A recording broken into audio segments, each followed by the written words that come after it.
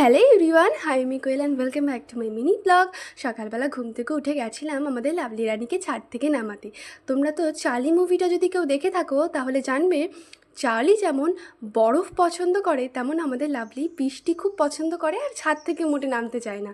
ঘুম থেকে উঠে এমন ভাব করছে যেমন মানুষেরা ঘুম থেকে উঠে একটু লেজি ভাব থাকে, একটু বিরক্ত ভাব থাকে, আমাদের লাভলি কিন্তু পশু হলে কম যায় না। যাই হোক, মা নীলের উপোস করবে বলে চাটা আজ একাই খেয়েছি।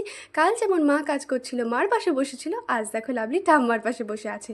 যাই হোক, বাইরে এত রোদ, তাই জন্য মা ঘরের এক সাইডে ঠাকুরের বাসনটা মেজে নেওয়ার পর আমি ঘরটা মুছে নিয়েছিলাম। দেন মা তারপর ঘরের পুজোটা সেরে নিয়েছিল। তারপর আমরা সবাই মিলে রেডি হয়ে বেরিয়ে যাই নীল পুজোর জল ঢালবো বলে। বাই দ্য ওয়ে, আমি কিন্তু না, মা আর কাকিমাই ঢালবে। যাই হোক, আমরা গিয়েছিলাম সাধু বাবার আশ্রমে, স্টেশনের পেছনে। আমরা তো ভেবেছিলাম যা লাইন হবে হয়তো বেলা গড়িয়ে বাড়ি আস্তে আস্তে বিকেল হয়ে যাবে, কিন্তু দেখো ঘটনাচক্রে একটুও ভিড় ছিল না, 2-3টে লোকজন ছিল। আর মা আর কাকিমার পুজো শেষ হওয়ার পর তখন প্রায় 12টা 10-15 বাজে, তারপরেই গেট বন্ধ করে দিয়েছিল ঠাকুরকে ভোগ দেবে বলে। যাই হোক, তারপর 30 মিনিট পর তো গেট খুলবে, আর তারপরে আমরা বেরোনোর পর যত ভিড় শুরু হয়, রাস্তার পার হয়ে গিয়েছিল ভিড়ে।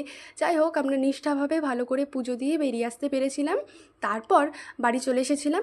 আর দেখো, এতক্ষণ লাভলি আমাদেরকে দেখেনি, ও তো আনন্দে আত্মহারা। আর আমাদের লাভলি খুব দুষ্টু, বাচ্চা কাচ্চা দেখলে যা ঘ্যাও ঘ্যাও করে। যদি ঘটনাচক্রে বাচ্চা কাচ্চা কেউ গেটটা খুলে দেয়, তাই ঠাম্মা বুদ্ধি করে বাইরের গেটটাতে তালা দিয়ে রেখেছিল। তারপর দেখো, ও তো লাফালাফি করছে দেখে। যাই হোক, যেহেতু দুপুরবেলা আজ মা রান্না করবে না, তাই হচ্ছে কাকিমাদের বাড়িতেই আজকে দুপুরের লাঞ্চটা হবে। তো যা গরম পড়েছে, তাই হালকা করে একটু আলুর দম, লুচি, আর শেষ পাতে ছিল একটু সিমই। তো আজকের লাঞ্চটা আমরা দুপুরে এই দিয়েই সেরেছিলাম। তো ভিডিওটা ভালো লাগলে কমেন্টে অবশ্যই জানিও। বাই দ্য ওয়ে, আজকের মতো এইটুকুই। সাবস্ক্রাইব।